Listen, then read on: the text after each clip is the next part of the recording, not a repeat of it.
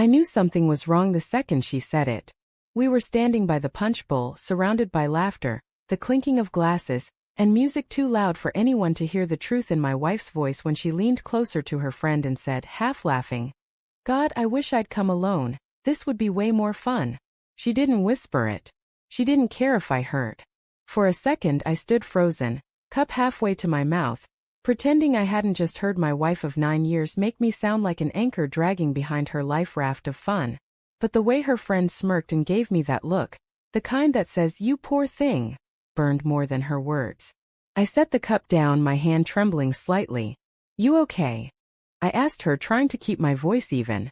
"Relax, Michael," she said, rolling her eyes. "It's a joke." But I'd seen her jokes before. Too sharp, too deliberate, the kind meant to wound but still pass as harmless when called out. The party carried on. People dancing, couples laughing, the usual small talk blending into background noise, but my night had already ended. The drive home was quiet. Too quiet. She hummed along to the radio, tapping her fingers on the door, completely unfazed. I stared at the road, my jaw clenched. "You're mad," she said finally. "No," I lied. "Just thinking." "About what?" "About how you said you wished you'd come alone." She sighed, exasperated. "Michael, it was a joke. You overthink everything." Maybe I did. Maybe that was my problem. But something about her tone, her ease, it told me she'd rehearsed this kind of excuse before. When we got home, she went straight to the bedroom, tossed her heels off and scrolled through her phone, grinning at whatever was on the screen. Probably memes.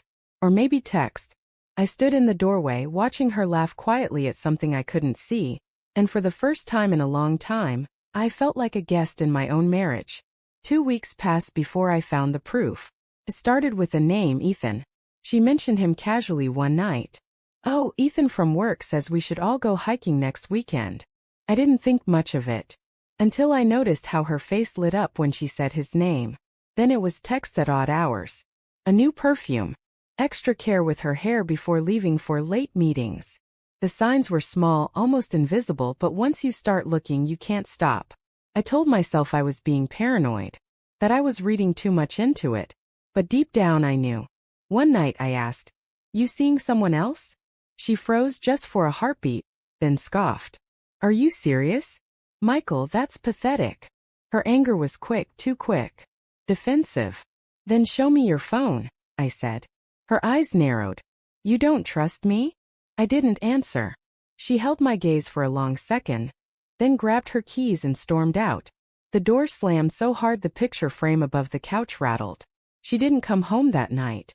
At 3 a.m., I sat in the dark living room, staring at the faint glow of my phone, fighting every urge to call her. I finally did. Straight to voicemail. By morning I'd already decided.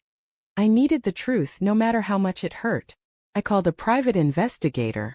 I felt ridiculous saying the words, like something out of a bad movie. But desperation makes you do things you'd once sworn you never would. The PI was quiet, efficient, and expensive. He called me 3 days later. "You might want to sit down for this." My stomach twisted. He sent photos, her car outside a restaurant, her hand on Ethan's arm, both of them laughing like the world was theirs alone. Another photo later that night, her head resting on his shoulder, his hand on her waist. Then one final picture. Her leaving his apartment the next morning, still wearing the same dress from the night before. My breath caught in my throat.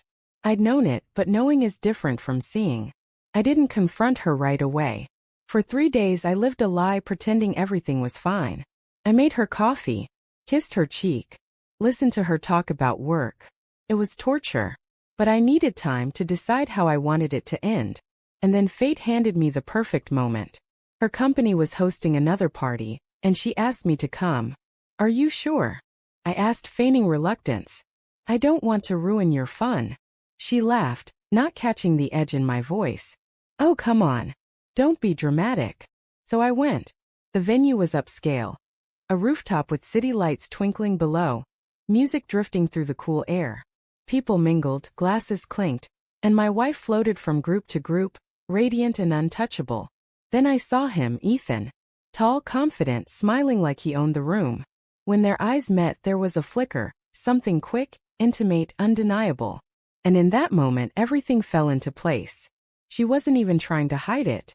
Later, when the drinks had loosened tongues and she was laughing too loud, she turned to her friend again, the same one from the last party, and said, "Honestly, I wish I'd come alone.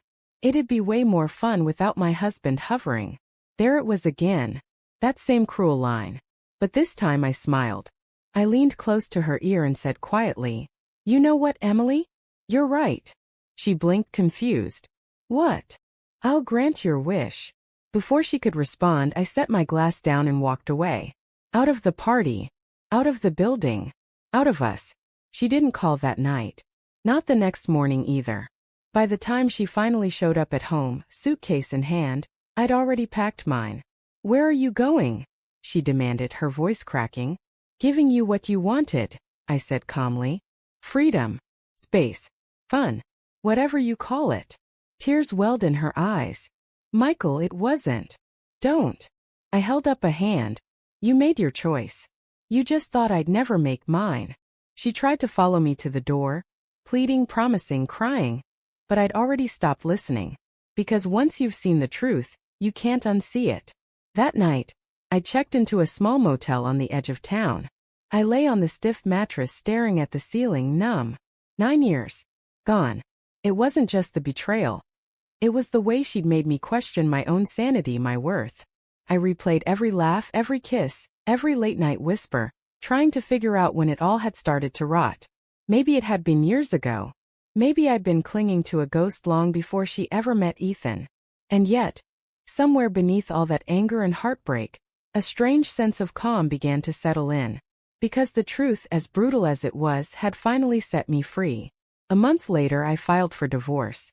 Emily didn't fight it. She cried in court, said she regretted everything. Maybe she did. Maybe she just regretted getting caught. I didn't stay to find out. When the papers were signed, I walked outside breathing in the sharp winter air. And for the first time in years it didn't feel heavy. I looked up at the sky and thought about that night at the party. Her words, her sneer, the way she said she wished she'd come alone. Funny thing was, so did I. Because in the end, walking away alone was the first time in a long time I felt like myself again.